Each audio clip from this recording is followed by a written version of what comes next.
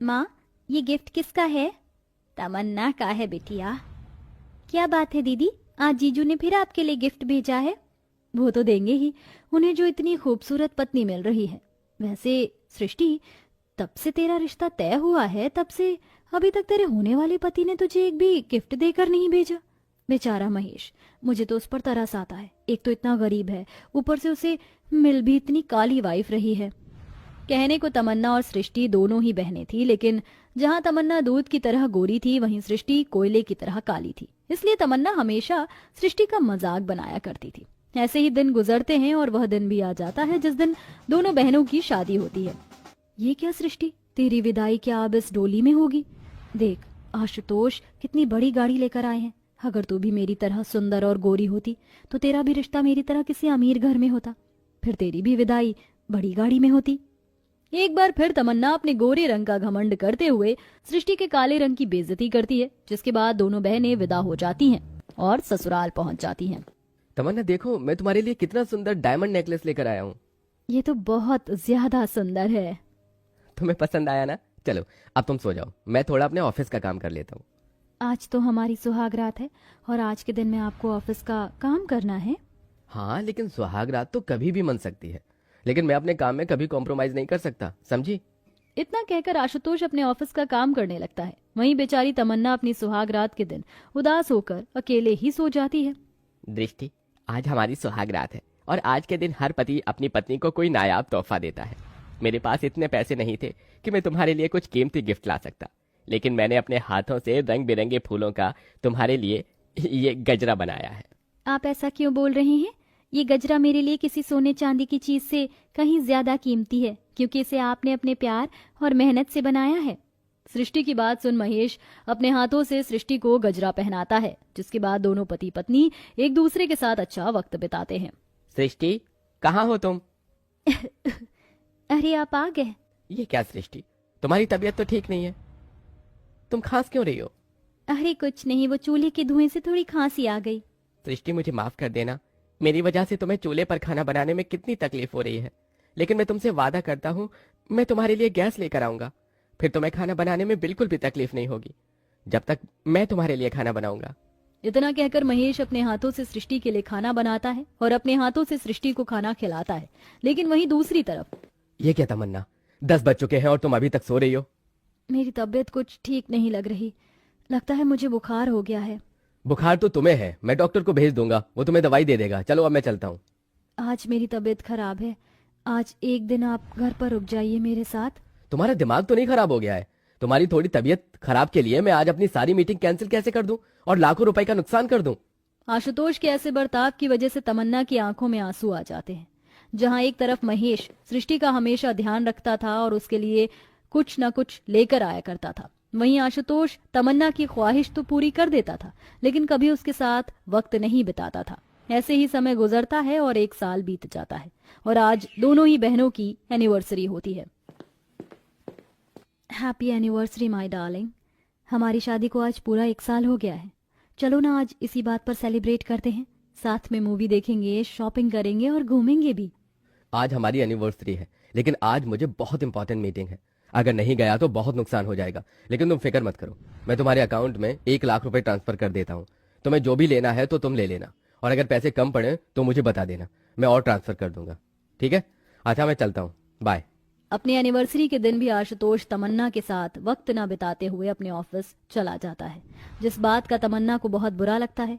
लेकिन तमन्ना ज्यादा न सोचते हुए शॉपिंग के लिए चली जाती है। लेकिन वहीं दूसरी तरफ, शादी की सालगिरह मुबारक हो सृष्टि। आपको भी। देखो मैं तुम्हारे लिए क्या लेकर आया हूँ। तुम्हें यही वाली साड़ी चाहिए थी ना? हाँ, लेकिन ये तो बहुत महंगी थी। सृष्टि, मैं गरीब हूँ, लेकिन क्या मैं हमारी शादी की सालगिरह में तुम्हें तुम्हारी पसंद की एक साड़ी भी नहीं दे सकता? अपने काले रंग के बावजूद भी अपने पति को खुद से इतना प्यार करता देख सृष्टि की आंखों में आंसू आ जाते हैं। सृष्टि अपने पति की लाई हुई साड़ी पहनती है और तैयार होती है, और अब महेश और सृष्टि घूमने के लिए जाते हैं कि तभी रास्ते में तमन्ना सृष्टि और महेश को देख लेती है। तमन्ना दीदी, आप यहाँ? कैसी हैं आप? मैं तो बहुत ज्यादा खुश हूँ, तुम कैसी हो? और आज तो तुम्हारी भी एनिवर्सरी है ना, तुम यहाँ क्या कर रही हो? महेश आज हमारी एनिवर्सरी पर मुझे यहाँ घुमाने के लिए लेकर आए हैं। ये देखिए, ये साड़ी भी इन्होंने ही मुझे दी है। हाँ हाँ हाँ, तुम्हारे पति ने एनिवर्सरी पर तुम्हें साड़ी दी है। हो गॉड, वैसे भी तुम यही डिजर्व करती हो। अगर तुम भी मेरी तरह सुंदर होती और तुम्हारा पति, तो मैं ये 200 रुपए की साड़ी नहीं बल्कि कोई कीमती तोहफा देता।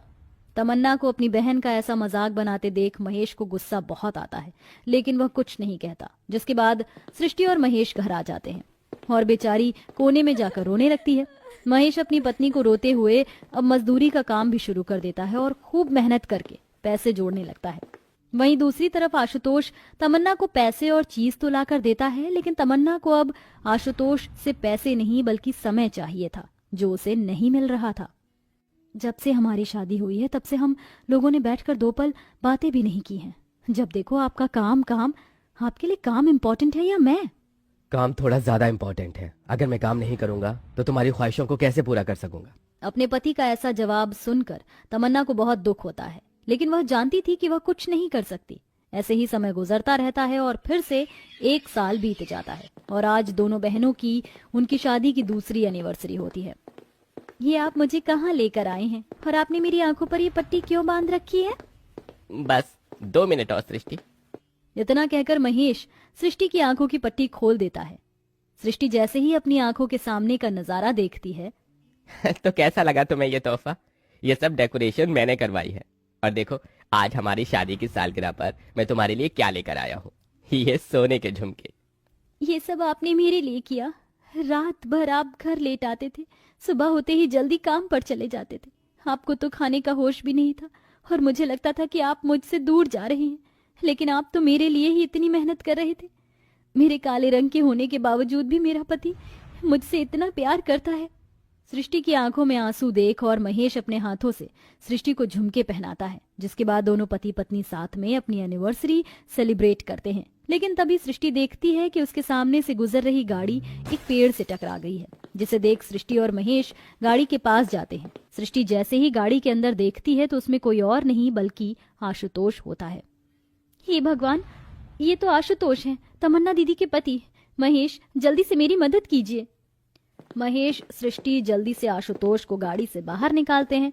आशुतोष के गाड़ी से बाहर निकलते ही वह गाड़ी एक बड़े धमाके के साथ ब्लास्ट हो जाती है। आशुतोष, आप ठीक तो हैं ना? थैंक यू सो मच सृष्टि। अगर आज तुम ना होती तो मैं तो हमेशा हमेशा के लिए दुनिया को अलविदा बोल देता। आशुतोष अपने कपड़े साफ करता है और अपने घर चला जाता है। आप आ गए। आज भी आने में आपको इतना लेट हो गया। मेरा एनिवर्सरी का तोहफा कहाँ है? तुम्हें यही डायमंड रिंग चाहिए थी ना? ये देखो, मैं ले आया और आज हम लोग डिनर के लिए बाहर चलेंगे।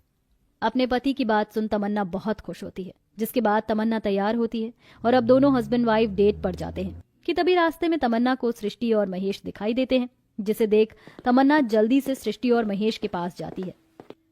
सृष्टि, कैसी हो तुम? ये देखो, आज हमारे एनिवर्सरी पर इन्होंने मुझे कितनी कीमती डायमंड की रिंग दी है और इन्होंने मुझे ये सोने के झुमके दिए हैं। ये तो ज्यादा से ज्यादा सिर्फ 10 से 15,000 रुपए के होंगे। तुम इतनी सस्ती चीज में इतना खुश कैसे हो सकती हो? तमन्ना को अपनी बहन और उसके पति का ऐसा मजाक उड़ाता देख आशुतोष को बहुत ज्यादा गुस्सा आता है। बस करो तमन्ना, जिस बहन का तुम मजाक उड़ा रही हो ना, आज उसी बहन की वजह से तुम्हारा सुहाग जिंदा है। अगर आज सृष्टि और महेश ना होते तो तुम विधवा हो जाती और फिर तुम्हारी इस खूबसूरती का भी कोई मतलब नहीं रहता। आशुतोष तमन्ना को सारी बात बताता है, जिसे सुन तमन्ना की आंखों में आंसू आते हैं और उसे अपनी गलती का एहसास हो जाता है। सृष्टि, मुझे माफ कर देना। इन्होंने सही कहा। अगर आज तुम ना होती तो मेरी इस खूबसूरती का कोई मतलब नहीं रह जाता। मैं अपने पति को खो देती। सृष्टि, मैंने हमेशा तुम्हारे काले रंग और तुम्हारे पति की गरीबी का मजाक उड़ाया, लेकिन आज मुझे मेरी गलती का एहसास हो गया है। मुझे माफ कर दो। दीदी, ये आप क्या कह रही हैं? आप मुझसे माफी मत मांगिए। मुझे तो बस अपनी बड़ी बहन का प्यार चाहिए था, जो अब मुझे मिल गया। सृष्टि की बात सुन तमन्ना सृष्टि को गले से लगा लेती है, जिसके बाद दोनों बहनों का रिश्ता अच्छा हो जाता है और वहीं अब दोनों बहनें अपने अपने पतियों के साथ मिलकर खुशी खुशी अपनी एनिवर्सरी बनाती हैं।